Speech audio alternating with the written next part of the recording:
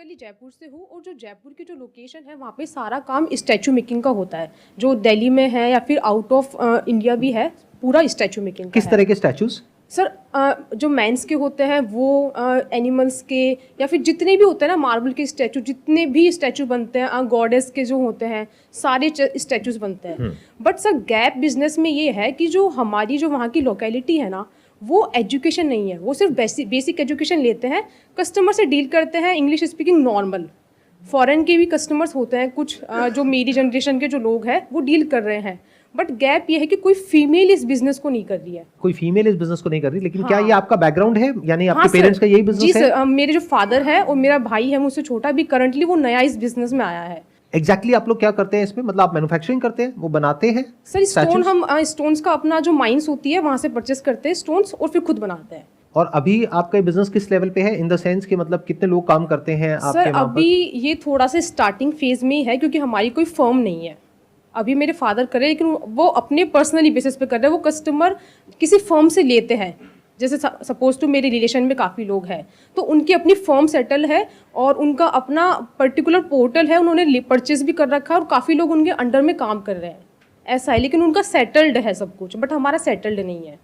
मतलब आप बेसिकली बना करके उनको देते हैं, हाँ, फिर वो आगे सेल करते हैं। हाँ, फिर वो आगे That's what cell you're saying? करते हैं। ये आइडिया बहुत इंटरेस्टिंग है। इसमें अब सवाल उठता है कि आप क्या कर सकते हैं, आपका क्या बैकग्राउंड है, आपने सर, क्या मैंने- एजुकेशनल बैकग्राउंड क्या है आपका? मैंने वैसे बीटेक की है इलेक्ट्रिकल से, और अभी दिल्ली पुलिस में करंटली मैं प्लेस्ड हूँ, क्योंकि मैं चाह रही थी कि वो मेरा बेसिक एक लेवल बन जाए, उसके बाद मैं बिजनेस में कुछ करूँ ताकि मैं फाइनेंशियली फ्री रहूँ। आप जो फीमेल्स हैं उनकी बेसिक साइकी को समझते हो कि उनकी जो चॉइसेस होती हैं वो बहुत अलग होती है उनसे जो कि मेल्स होते हैं। फॉर एग्जाम्पल, जिस तरह की जो चीजें आप अपने कमरे में रखते होगे, जिस तरह से अपने कमरे को सजाते हो, क्या वो उससे बहुत अलग नहीं है जिस तरह से आपका भाई करता है? बहुत डिफरेंट है। बहुत डिफरेंट है बहुत ना, ज़्यादा जमीन different आसमान है। का फर्क है दोनों में। हाँ, हाँ। तो आपका भाई समझ नहीं सकता कि ये सब आपने अपने कमरे में क्यों रखा हुआ है, या अपने कमरे को इस तरीके से क्यों डेकोरेट किया हुआ है, इस तरह से क्यों उसका इंटीरियर किया हुआ है, वो सिर्फ आप ही समझते हो। तो फीमेल्स की साइकी आप समझते हो। हाँ। उसको अगर आप कनेक्ट करो इस बिजनेस से, तो इसमें बहुत पोटेंशियल है। इन द सेंस आप लोग खुद बना रहे हो, लेकिन खुद बनाने की एक लिमिट होती है। लेकिन क्योंकि आपके फादर खुद इस बिजनेस को कर रहे हैं इतने टाइम से, तो उनको इन एंड आउट सब कुछ पता है। जी सर। कि माल कितने का आता है, उसमें कितने का मार्जिन होता है, कैसे बनता है, क्या कॉस्ट है, और लोग कौन कौन है जो बना रहे हैं।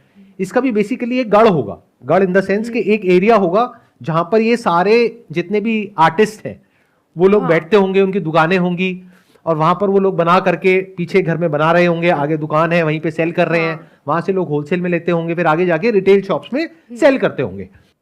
तो अगर इस बिजनेस में आप कुछ इनोवेशन लेकर के आ पाओ, यानी आपकी जो सबसे बड़ी स्ट्रेंथ है वो मैंने अभी क्या कहा, बीइंग अ फीमेल, आप बेसिक फीमेल्स की साइकी को समझते हो।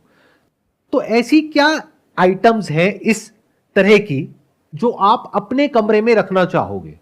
मे बी उसमें सिर्फ स्टैचू नहीं होगा, स्टैचू कुछ बहुत इंटरेस्टिंग सा होगा, उसके अंदर कुछ नियॉन लाइटिंग होगी, मे बी लैम्प शेड होगा उसका। What I am saying is कि देखो, इस बिजनेस को करने के 2-3 तरीके हैं। एक तरीका तो ये है कि आपने स्टैचूज बनाए, आगे सप्लाई करें। ऐसा तो और भी बहुत लोग कर रहे हैं। कॉम्पिटिटर्स काफी है। तो यहाँ पे मार्जिन एक लिमिट पे जाकर के अटक जाएगा, उसके बियॉन्ड नहीं जाएगा। यानी जितना टाइम लगाओगे स्टैचू बनाने में, उतनी ही रिटर्न आएगी। तो you are basically exchanging money with time. तो वहां पे एक अपर लिमिट आ जाती है। अगर उनको 100 स्टैचूज की रिक्वायरमेंट है, तो आपके जैसे उनको अलग अलग बहुत सारे लोगों से टाइप करना पड़ेगा, 10 लोगों से टाइप करना पड़ेगा, राइट? Yes sir. तो उस बिजनेस की एक लिमिट है, और ये जिसकी मैं बात कर रहा हूं, अगर इसमें आप चले गए तो इसकी कोई लिमिट नहीं है।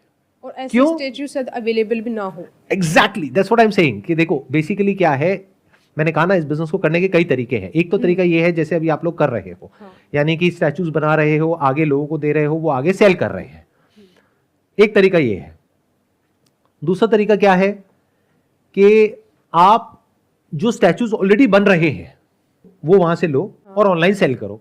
वो भी बहुत लोग कर रहे हैं, उसमें कुछ भी नया नहीं है, कॉमन है। आप किसी भी मार्केट प्लेस पे जाओ, आपको बहुत कुछ दिख जाएगा। 100-200 रुपए से स्टार्टिंग होकर के आगे कोई लिमिट ही नहीं है कहां तक क्या क्या चीजें बिक रही हैं। तो उसमें you will be one of the players. मतलब हजारों लोगों की भीड़ है जो ऐसा कुछ बेचना चाह रहे हैं, उसमें आप भी शामिल हो गए।